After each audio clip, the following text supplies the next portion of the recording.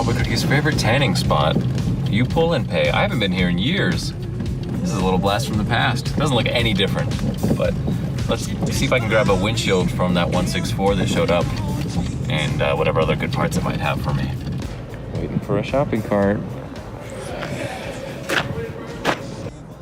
Weight reduction. It's like they put it front and center for everybody to appreciate. Or as a cautionary tale, yikes. Oh, this is sad to see. So a couple weeks ago, 18 days or so, this car showed up here and Robert, DIY, sent me a picture and he's like, hey, check it out. Need anything? So it was a great opportunity to ask him. I'm a little out of breath. I was walking up the hill with a wheelbarrow.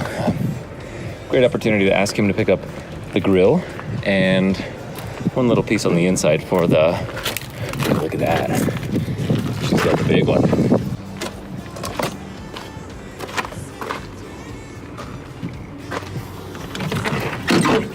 Nobody's taking parts from these because ain't nobody got a 164. That's a funky sunroof. Oh, you know what? The windshield's kind of cracked up too. Guess I'm not getting that today. Anything 140, 164, and even 240 up to 1979 has the same windshield, so that's too bad. Has the easier to remove handles. Well, we'll just grab some pieces for Dave and be on our merry way. It's only 131,000 miles on the clock. Look at that mirror. Wow, that's completely disintegrated. Let's show you a few important things. Y'all may be itching to know that this baby blue has similar amounts of corrosion there, but the cooling system looks okay. In the trunk were some points and condenser pieces, so somebody was trying to get this thing started. No luck. And I pulled off the valve cover, which had a combination of screws and retaining bolts. That valve cover has exposed semi-infrequent oil changes. As you can see, the sludge built up on the inside, and it just looks like an old engine. So I used to say what condition she was in, but it's really the fuel injection system that is tricky for a lot of people. Honestly, I'm starting to appreciate these fuel injection systems when they work. Things like the throttle position sensor or the plate where the contacts rub can sometimes wear out. Clamps, you know, you've got 11 connections or 20 clamps on the fuel rail system for each one of those, and there's just a lot of little things. It's just too bad. 74, they did a few things. They corrected the front end. It's not so severe with the gap between the bumper and the nose. They brought it in a little bit. Same thing, I guess, on the rear. I may as well pull these. I'm just gonna take a few things that are very rare for these cars and probably leave the rest. Ooh, maybe I'll grab the map sensor since that seems to be a hot commodity. Maybe I'll take the pigtail too, because you never know, you may need those wires. Here's some information on the plate, I guess just for the records. 132,000. I guess that's the chassis number for it. 130957. Chassis 130,000. Sad. Company car. Expires in 1992, the insurance.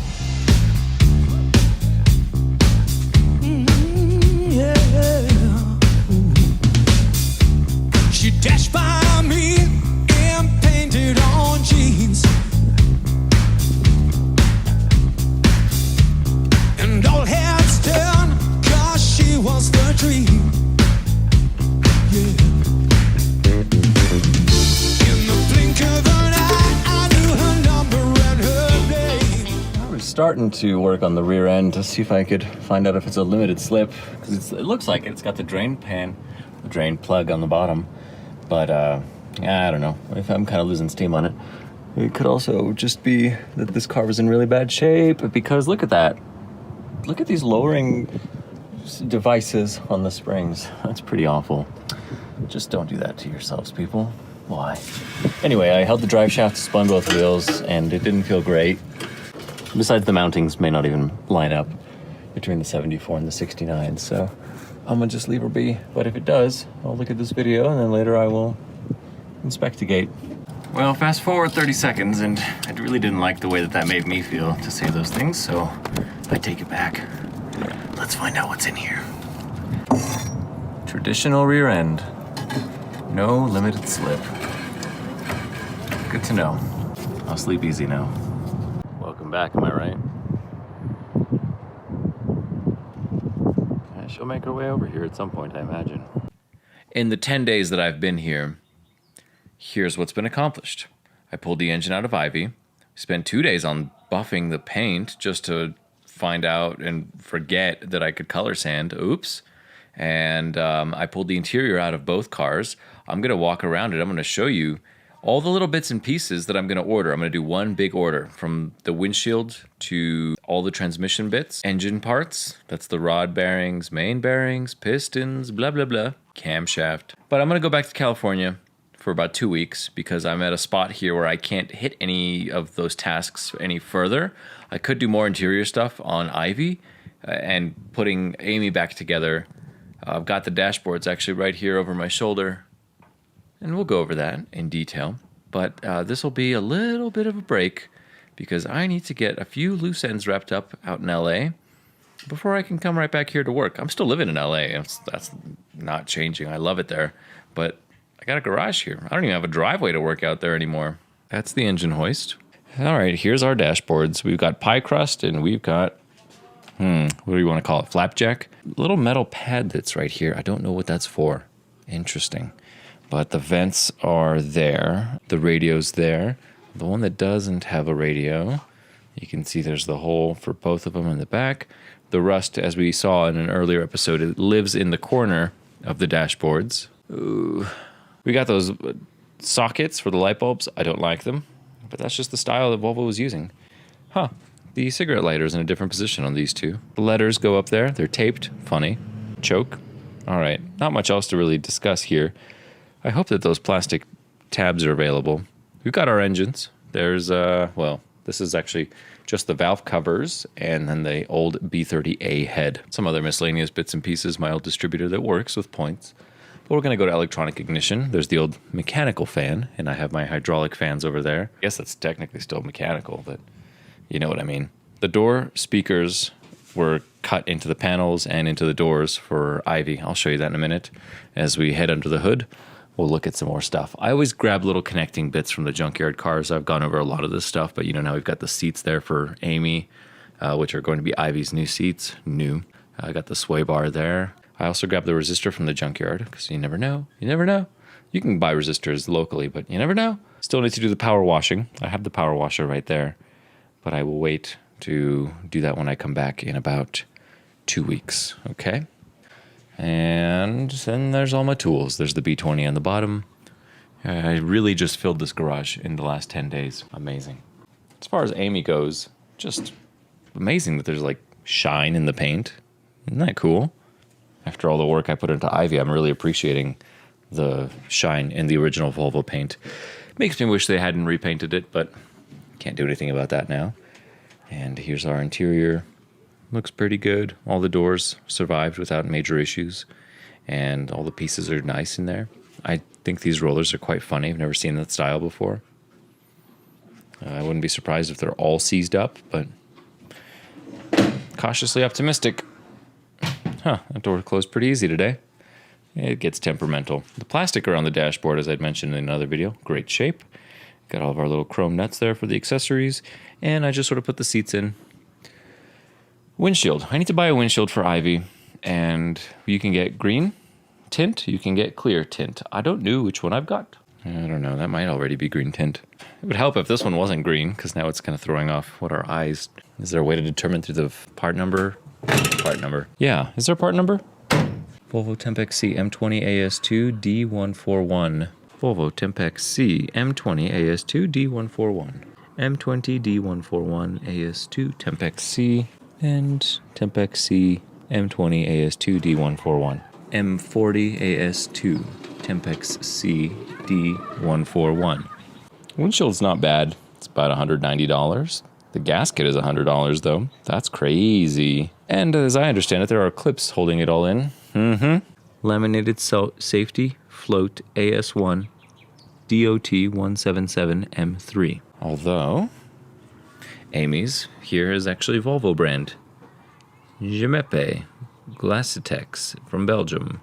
Laminated super tinted. Tinted, there we go. M5 AS1 TPGS 88 WD 150. Whatever that means. The funny thing is we started this journey with Amy being all squatty potty in the rear. Ivy sitting kind of normal height. And now this chapter ends with Ivy sitting real high. She's tall, and Amy is just regular height again. It's funny. These things amuse me. All right, a couple of things to note for the seatbelts. And I'm here in Amy. I've pulled it out. It looks like between the two of them, yeah, they'll fit. I shouldn't have made a big deal about year-to-year differences on seatbelts because, or even chassis differences, because the bottom belt here is dated September 1972. So somebody just swapped over, or perhaps paid for the upgrade when it was available, a retractable seat belt. It's really just this cover plate. It bolts to the outside for the other side of the reel, and then it reels in here to the metal. Now, the thing about this, you have to stitch the belt around the reel because of the way it wraps around. It doesn't just go through with a little plastic pick holding it in place the way that other seat belts did. So I probably won't be able to use this reel, but it works. The trouble is, you see the fabric's real nice, and then it gets kind of to the spots that are a little older. Wait for it. Right there, where it's real nice and frayed. It starts to look like Bob Ross's hair. That's a little bit harder to get through the reel, so it bulks up, and then it gets all sad and slow, which is why I find myself feeding the seatbelt back into the reel. If you do want to convert your 164 to seatbelts, power seatbelts, retractable seatbelts, you will also want the plastic because it's a two-piece design. As you see on this side, the seatbelt goes through right there at the center line, and so then the top half is separate. You could probably modify your original one if you had it just to do that, or you end up with a seatbelt that's just all on the outside. That's also an option too. But yeah, it looks like I'm gonna have to come up with some creative solution, either restitching the seatbelt there at the bottom, you know, like sending it over to my upholstery shop and saying, please stitch this safely, like they've done in the past for me. Gosh, that was 11 years ago. Or an entirely aftermarket seatbelt solution, which will also get rid of the oh so charming center buckles, unless in that other one I swap over this piece here, which I quite like actually. It's nice and it stays on its own. It doesn't need a plastic piece like this to hold that in its specific location. All right, that's it. That was our bonus round. I've exerted too much effort today. No, it was yesterday. Who knows? Bye-bye.